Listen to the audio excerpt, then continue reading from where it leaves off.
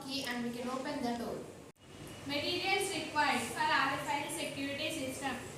LCD display, 12C module, Arduino UNO, RFID reader, RFID card, jumper wise, servo motor, cardboard sheet, color papers, laptop, coding. Cable wise. Procedure of this project. Sold LCD display 12C module and connect RFID reader and Arduino UNO wires, and sold RFID reader and 12 Arduino UNO and servo motor GND wires. Working model of this project. Sure, we have to connect this cable to Arduino UNO. The advantages of RFID door lock system.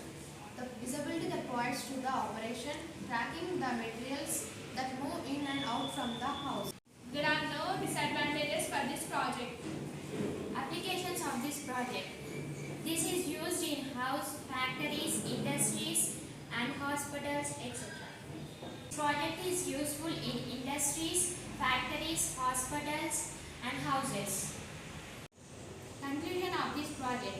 The Arduino UNO microcontroller, it allows the design to this project. Thank you for ATAL Marathon for giving this opportunity. Thank you for our school management giving this opportunity. Thanks for teachers encouraging us to do this project.